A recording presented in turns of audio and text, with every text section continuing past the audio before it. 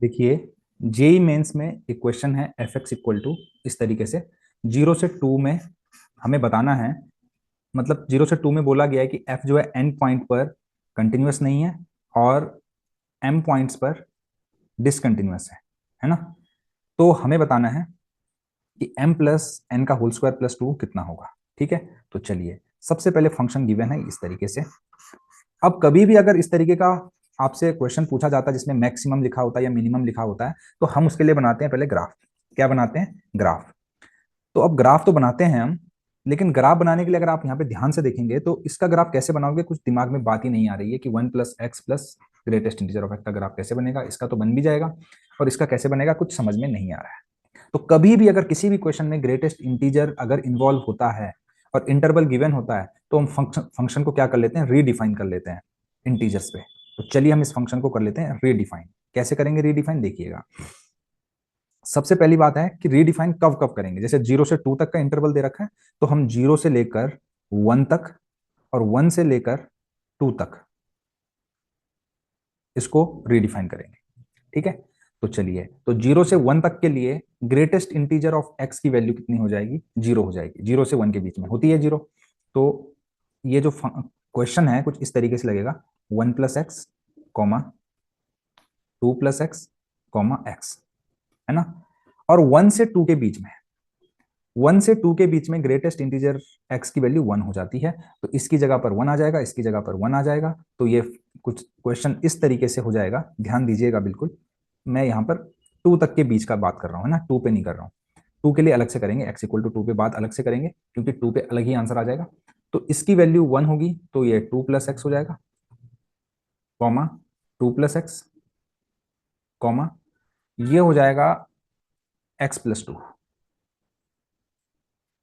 Right. अब ये तीनों सेम हो गए 1 से लेकर 2 के बीच में, और पहले ऐसे थे। अब ध्यान दीजिएगा, और x = 2 पे कितना हो जाएगा, मैक्स ऑफ, ध्यान दीजिएगा, x(2) पे, 2 पे देखो ग्रेटेस्ट इंटीजर की वैल्यू कितनी हो जाएगी, 2 हो जाएगी। अब एग्जैक्टली 2 की बात कर रहा हूं, यहाँ पर मैं इंटरवल की बात नहीं कर रहा हूं। तो x की जगह पर भी हम 2 रख देंगे, 2 2 4 और 1 5 हो जाएगा। इसी तरीके से यहाँ पर आप 2 रखेंगे तो 4 हो जाएगा, और यहाँ पर 2 रखेंगे, 2 2 जा 4, 2 जा 4 एंड 2 6 हो जाएगा। राइट। अब ध्यान दीजिएगा, अब हम इसका ग्राफ बना लेते हैं। ग्राफ क्या बनाना है, आप ऐसे ही कर लेंगे, ऐसे ही हम कर लेते हैं। ठीक है, देखिए इन तीनों में जो मैक्सिमम होगा, 2 + 1 मैक्सिमम होगा। इस केस में तीनों सेम है, तो 2 + x ही ग्राफ रहेगा, है ना। और यहाँ पर 5 4 6 में मैक्सिमम 6 है।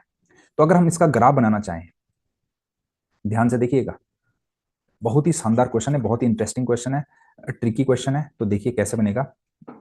इस एफ एक्स को मैं डायरेक्टली क्या लिख लेता हूँ, ध्यान से देखिएगा। अब मुझे कैसे पता चलेगा कि ये वाला मैक्सिमम है 0 से 1 में, आप 0 से 1 तक की वैल्यू रख ली। ये भी एक स्ट्रेट लाइन है, ये भी एक स्ट्रेट लाइन है, ये भी एक स्ट्रेट लाइन है, ठीक है ना। 0 रखेंगे, ये 0 हो जाएगा, ये 2 हो जाएगा, ये 1 हो जाएगा। ये 2 से स्टार्ट हो रहा है, समझ गए बात को। तो एक्चुअली ये इसको हम लेंगे, और इनमें तो तीनों ही सेम है, तो x + 2 ही लेंगे।